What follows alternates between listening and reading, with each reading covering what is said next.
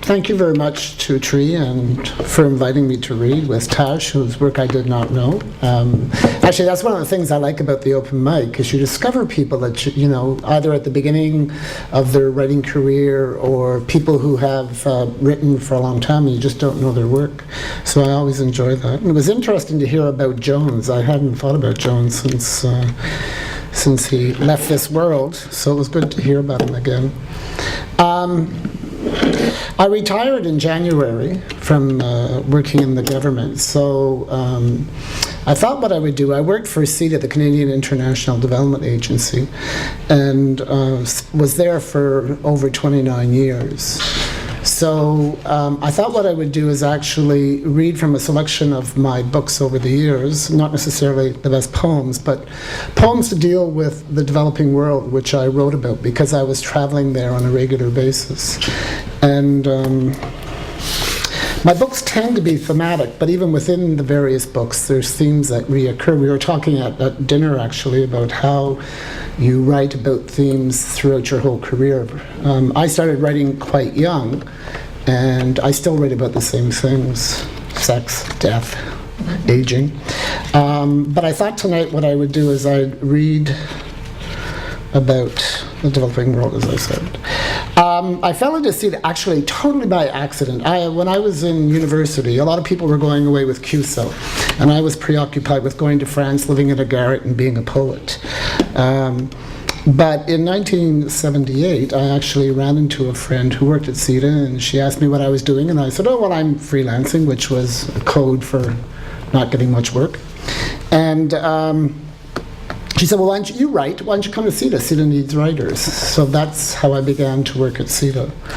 And I thought, being from Ottawa, I thought, oh, well, you know, the government is something everybody has to experience. I'll be in and out in 2 months. It was the longest 2-month contract I ever had since I retired in 2011. Anyway, speaking of triptychs, I'm going to read from, I think it's my third book or second book, Open Fires, which actually was produced by Patrick White, who is reading for ABC. And part of this is a triptych called African Triptych. So I'll read a couple of poems from that. And as I was saying earlier, people sort of, when I was in university, people went off with QSO, and I wasn't interested in that. But in fact, being raised Catholic, I was aware of the sort of developing world much earlier in grade school. So I'll read 2 poems sort of about that. The first one's called Geography. Miss Sullivan closely examined the leaves of her violets for disease, then looked westward, longing, as she so often told us, for the familiar landscape of her youth. She cleared her throat, adjusted her glasses, probed the pages of the geography text with her finger. Fulfilling the curriculum requirement, she carefully wrote on the blackboard, Rhodesia, Tanganyika, Zanzibar, as if careful script would yield more sense. And then she handed out Gestetnered maps of explorers' travels that we would later color in art class. Growing up on a farm in the Ottawa Valley had not prepared her for lessons on the tsetse fly, pygmies, or cassava. Class, her voice rose, a sparrow in the air.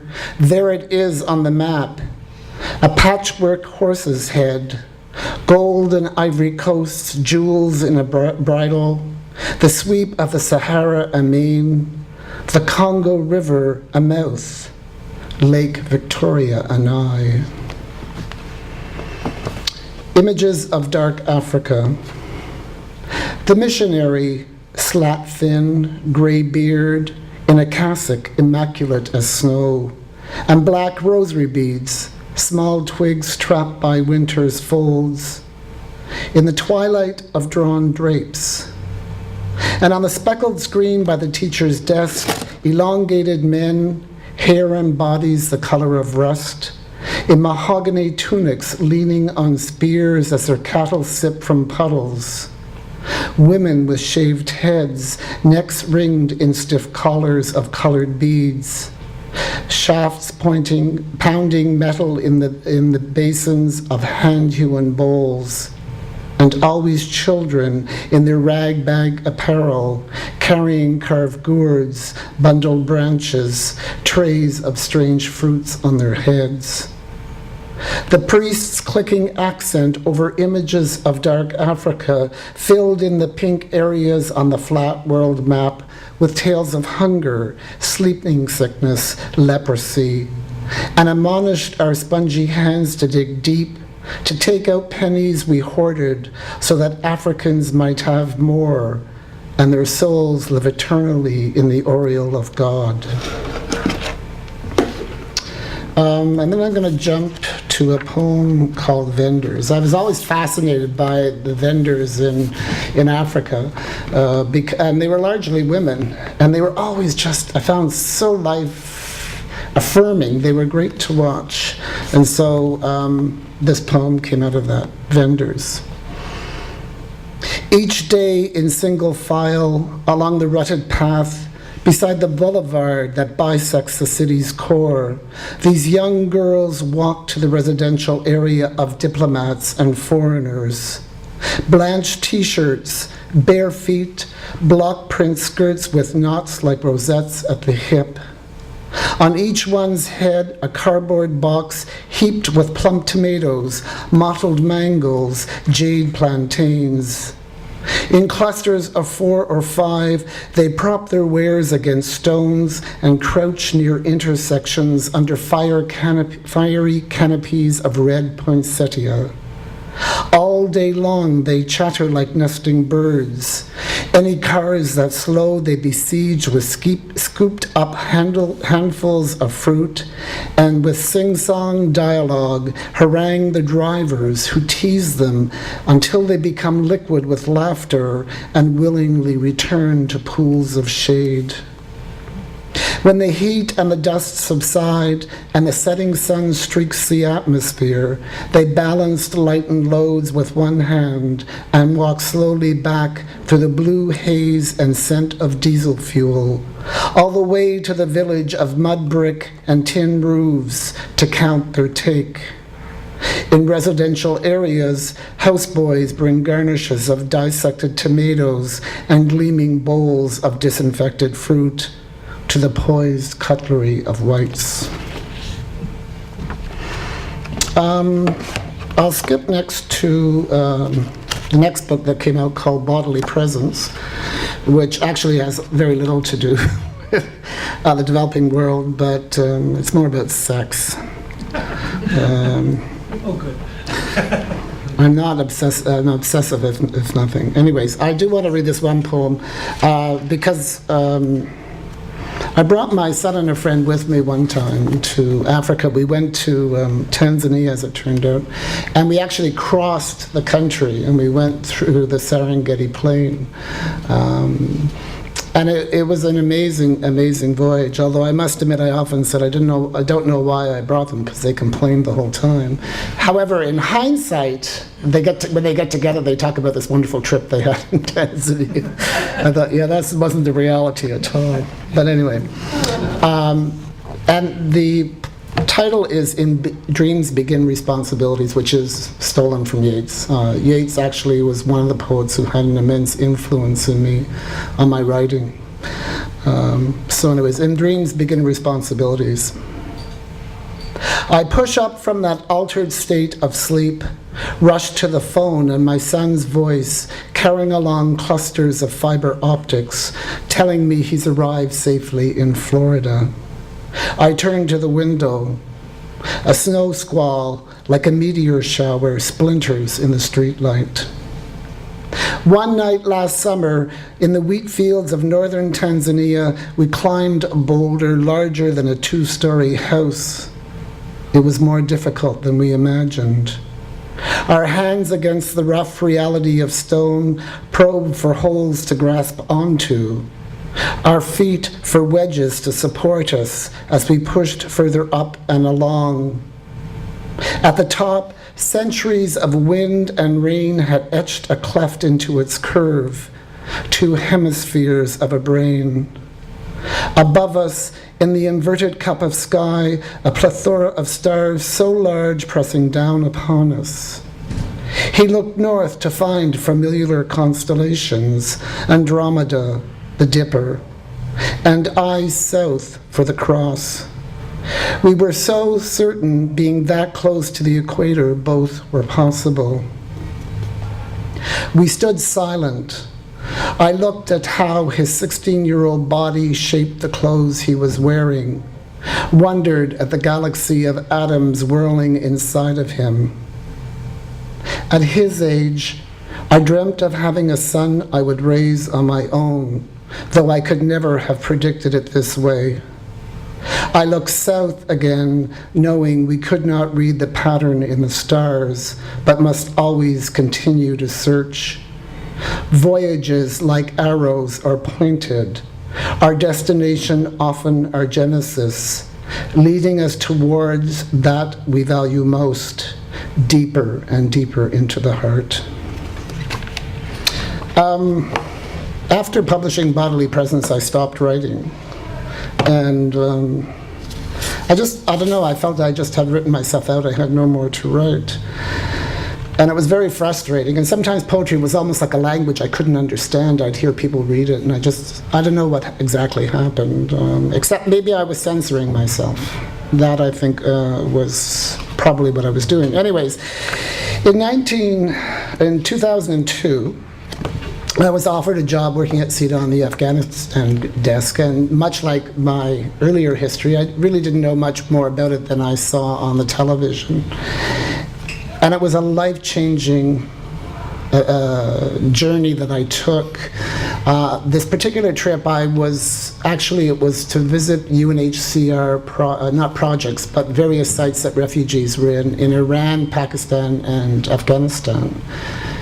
And it was just amazing. In Pakistan and Afghanistan and Iran and India, poetry is everywhere.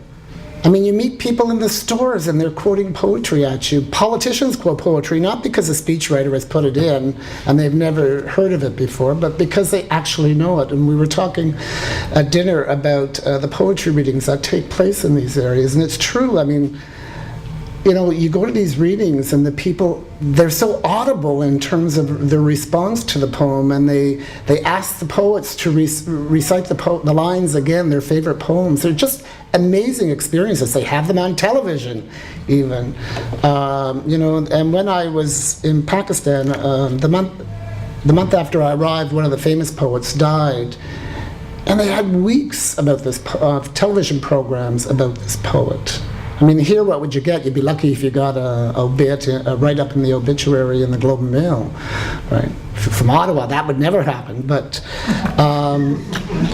it's amazing. Poetry is everywhere, and I just got immersed back into it. I mean, I didn't often understand it because they would say it to me in one of the two languages in Afghanistan, or in Urdu in Pakistan.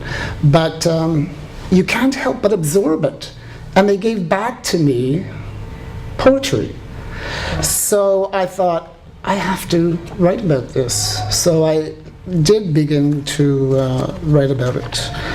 And the first poem I'm going to read is called Refuge, which is about the burqa.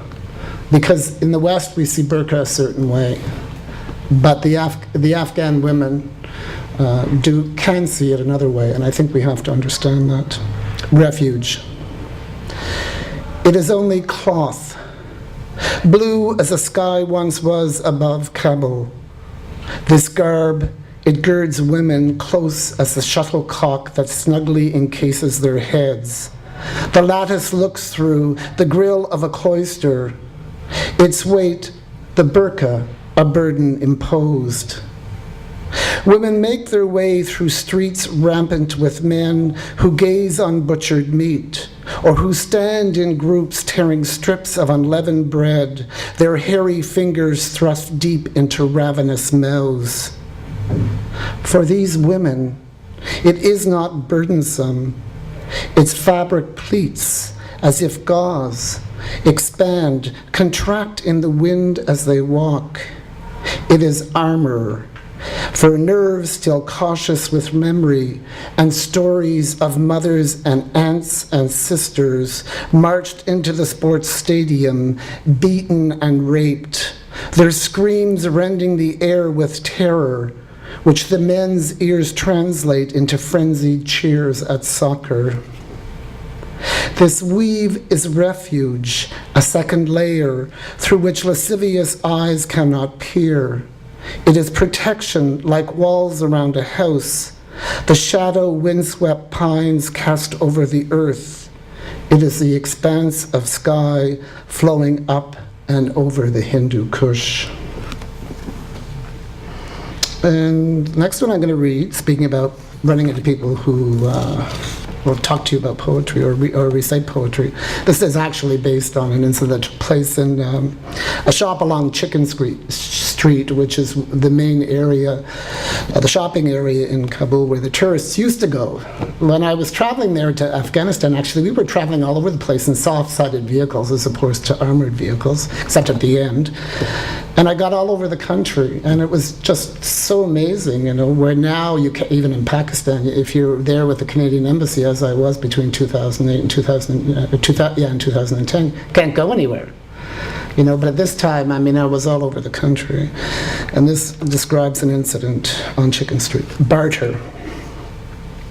Remnants of Afghanistan rest in this narrow dukan, weighing down the makeshift shelves of rough-hewn boards, piling high in the corners. Slumped, a man drifts off to sleep. Burgundy carpets, woven but decipherable arabesque patterns on which elders once sat with closed eyes. Narrow fingers scouring burnished beards as villagers assembled for council. Behind glass, chunks of stucco and chiseled stone, rubbed down to fine detail, have withstood time and disaster, but not the skill nor the greed of the plunderer's art. Scenes from the Buddha's life in meditation, cross-legged on a lotus throne. The fasting prophet, skin of flimsy fabric stretched across his rib cage that echoes the folds of robe undulating over his emaciated arms. There, a flawless terracotta foot serrated above the ankle as if severed by a landmine, while here is the vestige of a face, a 3/4 moon against black cloth. The merchant, a gnome of a man, pads over spryly, his voice a chant of reoccurring rhymes, its lightness reminiscent of the sweet fluidity of Kabul's spring air that flows down from the Hindu Kush and embeds blossoms among the struggling grasses in parched earth, strews them over crumbling stones that once were foundations. Everywhere, runes offset by remaking, the struggle to survive. Everything, human or object, has a negotiable price. Only his poem escapes, words preset in antiquity, still vibrant in his mouth. He was a wonderful person. I'll read two more poems because I'm running out of time. One is from The Craving of Knives, which actually was a book that I was suppressing. I found it a very kind of difficult book, and then sort of I decided maybe that was why I stopped writing. And so, anyways, I decided to have it published. So, the poem I'm going to read is called The Pale Object of Desire. Sleep waits the body like the Rift Valley wall between sheets and cover. At the deepest point, the moon floats above the rim, sometimes ridged fingers of an inclined hand, sometimes the pale plain between a rise of hip bones, sometimes hair drifting across a face. Deep within the body, desire is an ancient land nomads wander, through and never possess, is a water catchment drawn to the surface of the parched savanna. The tropic sun slides under the eyelids, dissolves, but traces remain stippled with moisture. Morning light wets the canopies of acacia, douses the leafless baobabs like hairs on the folds of far-off hills, like the down matted at the torso's divide.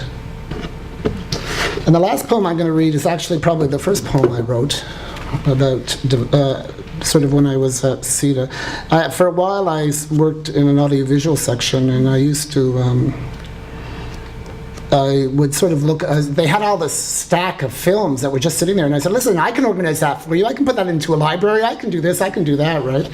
They thought, here's a go-getter. So anyways, I watched this documentary, which was not even in English, but I became fascinated by it.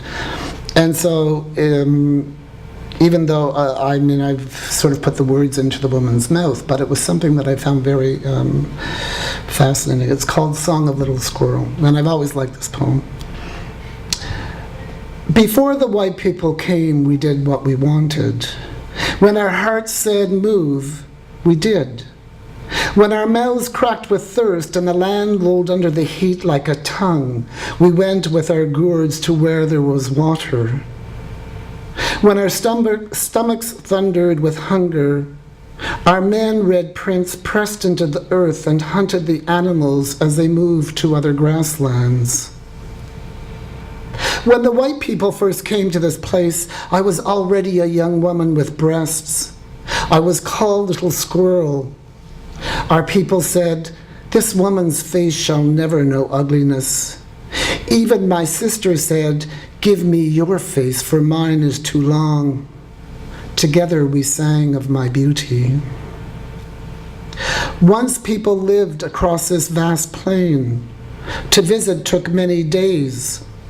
When villages met, a great feast took place. Voices joined the wind in the trees. Food was plentiful. We shared. Now the white people who rule from far away say, "Stay in this place. We have set it aside for you. We will take care of you. We will bring you food."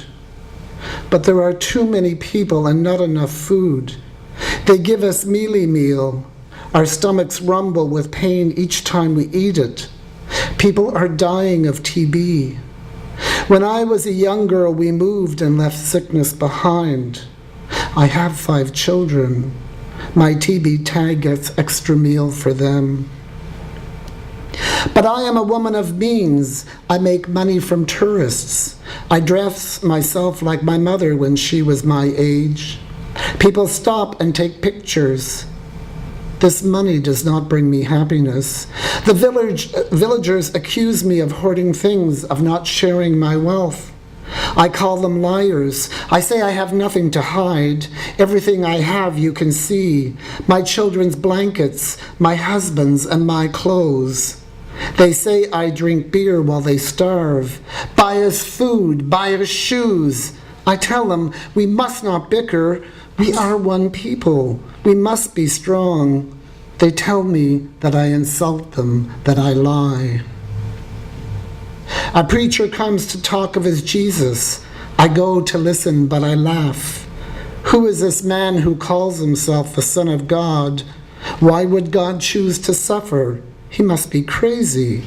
We don't believe such a thing. The army comes into our area.